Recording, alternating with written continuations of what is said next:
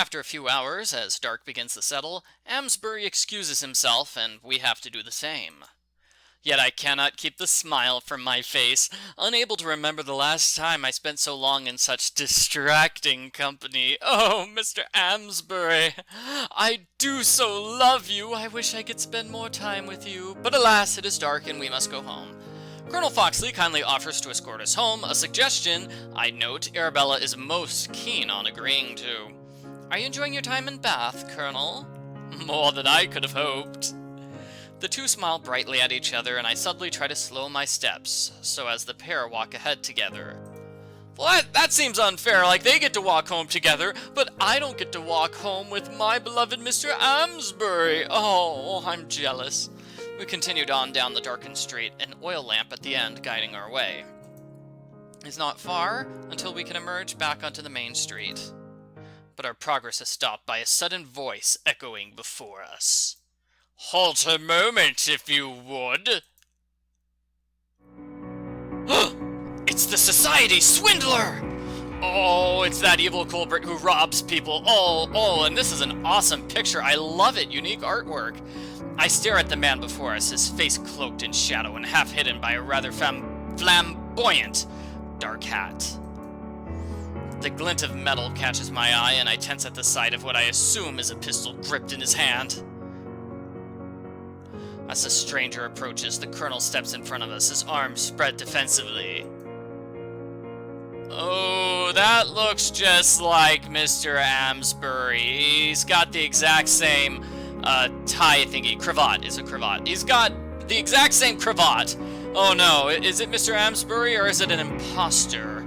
The dark-clothed man is quite effective at blocking the narrow alleyway, apparently a practice he does often. Oh no! Mr. Amsbury, earlier he was blocking the pathway to the bridge. Oh no! Move aside! I flinch at the strength of the colonel's tone, not expecting such a normally gentle man to be able to sound so assertive. The stranger merely laughs and continues to approach. Is this him, the Society Swindler? Arabella whispers it to me in a rush, and I realize she must be right. No need for such defense, my good man. The swindler gestures to Foxley's stance, but the colonel doesn't move. I have no plans to cause harm, as long as everyone is agreeable to my terms. What do you want? What any thief wants. His heavily shadowed gaze passes behind the colonel, and I gasp as his focus lands on me. If you would. He gestures his gun at Foxley to move aside. The colonel stiffens. Come now, I promise no harm, but you must move. What does the villain want with me? I'm just a nobody with an awesome hat. Arabella places her hand on Foxley's arm. It's all right, Colonel. Do not get yourself harmed on our account. But Arabella! The swindler seizes the distracted moment between the two, pressing his gun against the colonel, who shuffles to one side, taking Arabella along with him. My breath catches as the stranger comes to stand before me. I'm unsure why, but I don't feel as fearful as I know I should. Is it because you know this is Mr. Amsbury, my lady? He greets me, his voice low and husky as it washes over me. His gaze flickers down to my arms. What a beautiful pair of gloves. His eyes move back up to meet mine. A fine payment. Take them. Just let my friends be. You'll receive no payment from me. What would you want with a pair of women's gloves? No, I'm gonna stand up to this guy. I'm gonna stand up to him. You shall receive no payment from me. I'm caught a little off guard as he chuckles at my refusal. I'm even more caught off guard when I half want to smile myself at the cheerful sound of him smiling and the sound of him laughing and his smile. This has got to be Mr. Amsbury. I'm sorry. I'm sorry. You possess a fire, my lady. I hope society does not douse it. A flicker of recognition hits me as he speaks seriously. Please, Catherine, just give him what he wishes and let us be gone. Arabella's worried plea brings me out of my thoughts. Indeed, haste on my payment would be preferred. I grit my teeth before reaching down to tear my gloves off.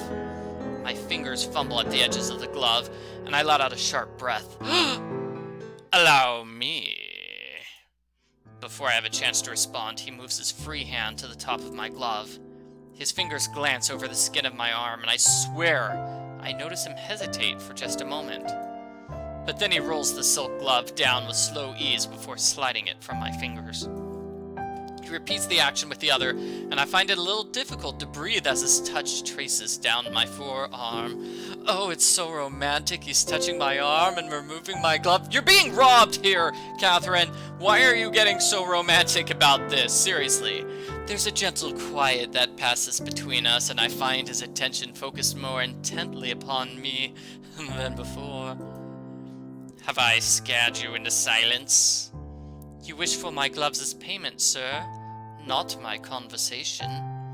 And yet now I wonder if I have been remiss to ask for only the gloves. You are most beautiful, my lady, and I believe your mind is even more so. Perhaps another time. He grabs the gloves in his hand and gives a small smile to break through my surprise at his compliment. My most heartfelt appreciation, my lady. He takes a step away, his gaze passing over Arabella and the colonel huddled to one side. Enjoy your evening. And with that, he gives a polite tip of his hat before swinging up onto the wall and being lost into the darkness. Wow, just jumped up the wall? Wow, that guy is really amazing. I stare at the spot where he'd just been, only for my thoughts to be broken as Arabella grabs my arm tightly. Are you hurt? Catherine, are you unharmed? Her voice is strained, her eyes wide with worry. All he did was take off my glove. I'm fine. I'm quite fine. She still does not let go of my arm, and I'm unsure if it's more for her comfort or mine. There are no apologies I can give for allowing you to be handled by that. Please, Colonel, do not fret. We're all safe now, and that's what matters. Yes, it seems the swindler's reputation for lack of violence, thankfully, proved quite true.